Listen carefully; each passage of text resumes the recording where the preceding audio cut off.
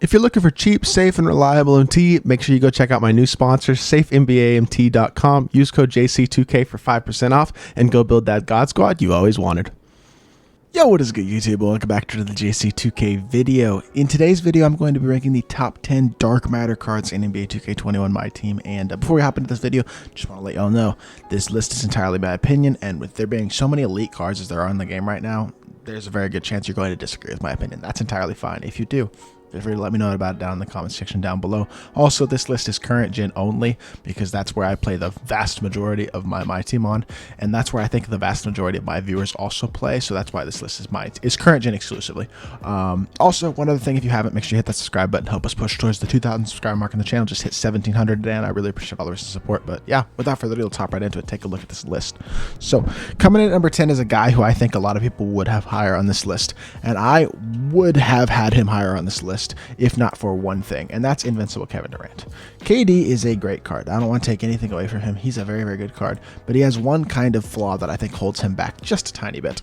Obviously, still an exceptional card. Every card on this list is an exceptional borderline GOAT card or an actual GOAT card. But that being said, KD's 6'10", 7'4" with a shooting guard eligibility as well as small forward. Hotspots everywhere, 61 hops. Literally not missing a key Hall of Fame badge, like not one. 97, 98, 99 on every single stat. KD release up very quick, Pro 2 size up, Pro 3 behind the back. Only thing that holds this card back is the KD release on very quick is not easy to green. It's just not. He has a small green window. It's not as small as a card like Giannis's, but that's kind of what I would compare it to. It's very hard to green on very quick. It's easy to green on quick, and it holds him back. It just does. He's amazing at the 2. He's a huge mismatch at 6'10". The release is fast, easy to get off. He's got great saves. He's becomes at every badge in the game. Exceptional card. He's just limited because his release is very hard to green, and that holds him back from being higher than number 10, but I still love this card. I think he's an exceptional option.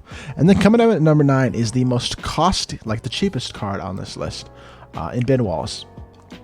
And this Ben Wallace, I feel like, has been overlooked by a lot of people. He is absolutely exceptional. Borderline invincible card himself. 6'9", 7-foot wingspan, hotspots everywhere, 57 Hall of Fame badges, including, really, again, every single key Hall of Fame badge you could want, except for some playmaking badges, handles for days, ankle breaker, bailout, dimer. But like besides that, every shooting badge, every finishing badge, quick first down, pluggable, and downhill, and literally every single defensive badge in the game on Hall of Fame. Also, 99, 98 on every defensive stat, 95 driving, 95 shot 3, 95 speed acceleration with a 94 speed of the ball. Basically, GOAT card stats. Jumper is really nice. Honestly, I like this jumper a lot. Pretty consistent, easy to green. It's fast. It's not the prettiest jumper, but it is easy to green and it is fast, and that's what matters. Also, Pro 2 size up, Pro 3 behind the back. Can't curry because of his weight, but still an exceptional card. At the power forward or center position, he is exceptional. You can get this card for under a buyout, which is just absurd to me. One of the best options in the game. I think he's truly a top 10 card in the game, and you can get him for a buyout. If you don't have Ben Wallace on your team, you need to go pick him up. Next card coming in is the second cheapest card, I do believe, on this list in Mr. Anton Jameson. Well, second cheapest non-free card in this list in Anton Jameson. And Jameson also, another exceptional card. 6'8" with 7-foot wingspan, hotspots everywhere, and 56 hops, including Showtime. Every shooting badge except for Flexible and Deadeye. Every finishing or playmaking badge except for Handles for Days and Dimer, and every single key defensive badge in the game.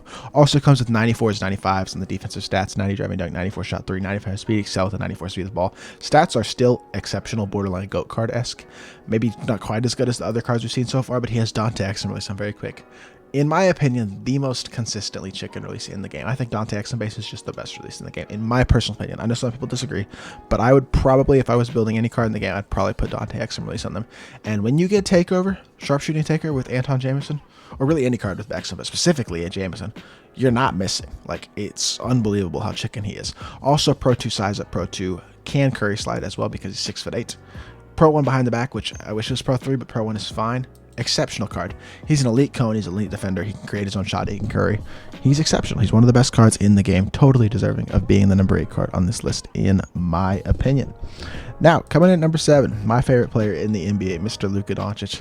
I'm excited that 2K gave us a great Luka this season and made him easy to attain for everybody because obviously, as y'all know, Luka's my favorite player Mavericks GOAT. Exceptional card, and he's an invincible card. 6'7", plays point guard or shooting guard position. Kind of a short wingspan, but he's got a wide player build. He plays fine. His player build is not an issue. Hotspots everywhere, 60 hoffs, including Showtime, every shooting badge, every playmaking badge, and every defensive badge with the exception of Rim Protector and Post-Move Lockdown that you could want. 97, 98, 99 on every stat, as with every invincible card. Dante Exum release again with very quick. It's one of the best releases in the game, like I keep saying. Pro 2 size up, can curse, sled, pro 1 behind the back. He's basically Anton Jameson at the point guard position. That's basically what he is. But the fact that he has point guard eligibility, and I feel like he moves a little bit better than Anton as well. But I just think that pushes him just barely ahead of Anton. You could really exchange these cards, but I think him coming with a little bit more hoffs, just slightly better stats, and just I think he was a tiny bit better than Anton, puts him slightly above Jameson in this top 10 list. But Luka is another exceptional card and is completely free and easy to get.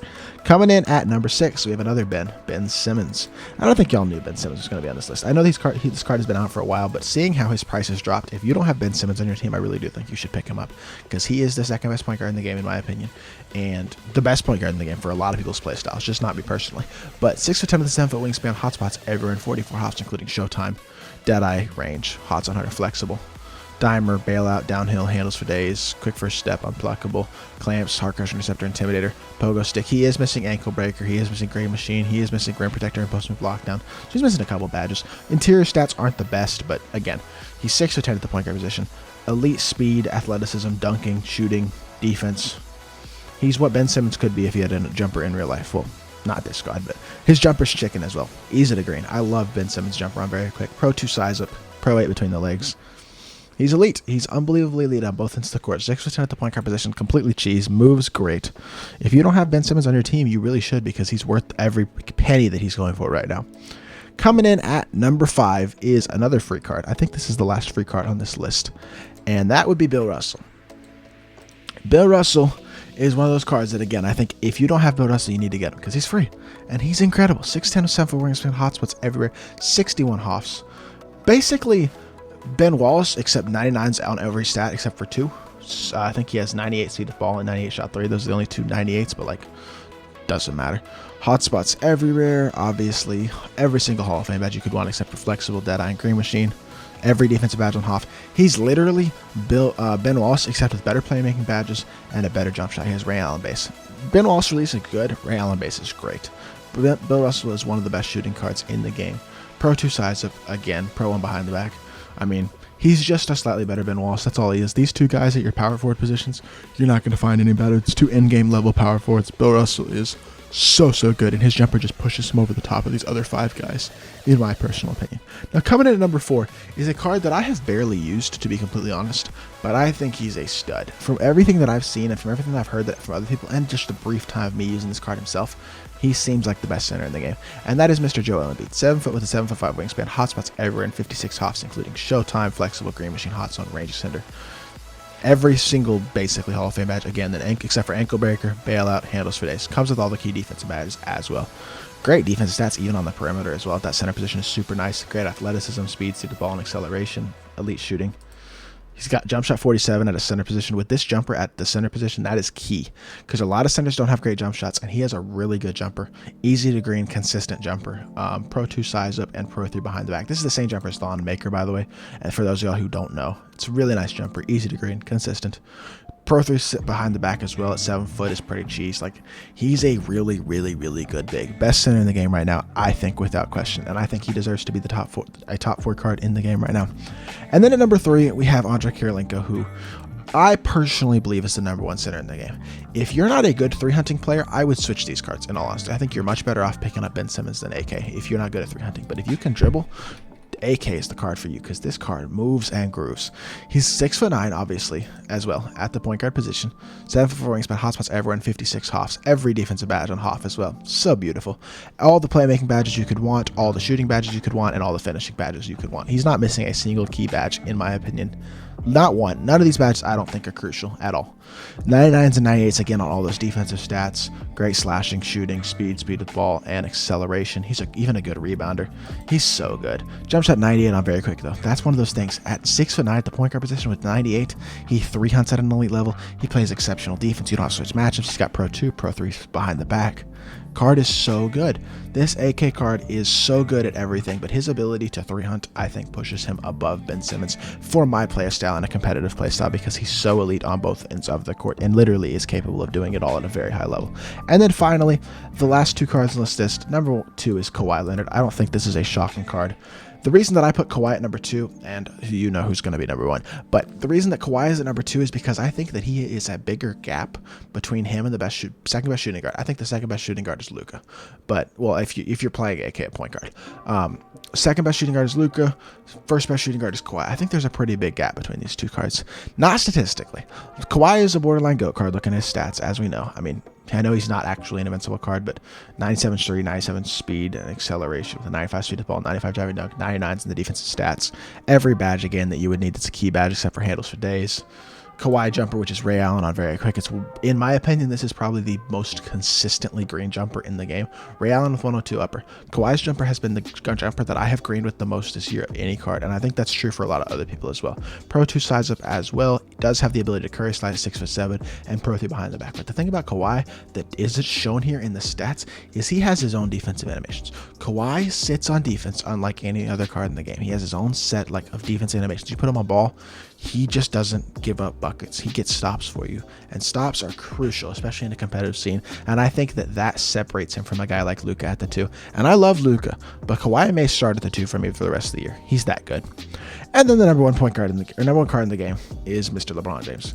And I don't think this is any surprise, because here's the thing: LeBron was a great card when you got like point guard LeBron, even the fan favorites LeBron. All these cards, they were great cards, but LeBron had one issue that held him back. Because the thing is, everything else about Braun has always been elite. 6'9" with 7' wingspan. He's got a massive player build. He looks about 6'10", 6'11". Hotspots everywhere. 63 hops.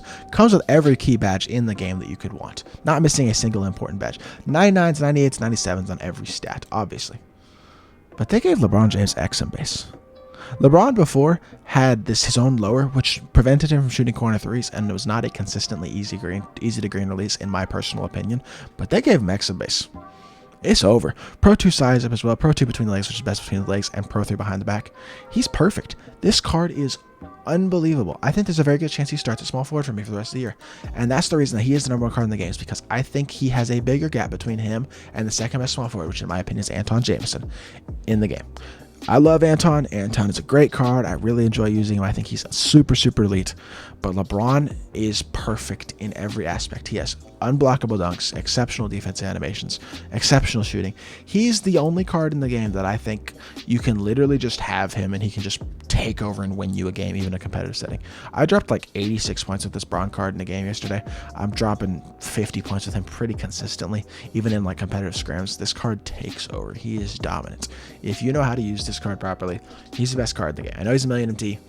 Doesn't matter. He's worth getting, in my opinion, if you have the MT. I adore this LeBron card, and I think he 100% deserves to be the number 1 dark matter in the game right now, and number 1 card in the game, obviously. But yeah, that is going to do it for this video. If you did enjoy, make sure you hit that like button, leave a comment as well, and let me know what you thought of my list. Did you disagree with anybody being placed where they are? Anybody that left off the list as well, do you think they deserve to be on the list? Let me know. Also, if you haven't, make sure you hit that subscribe button again to help us push towards the 2,000 subscriber mark on the channel, and I really appreciate all the recent support, and I'll be back with more 2K content very, very soon. I appreciate y'all. Peace.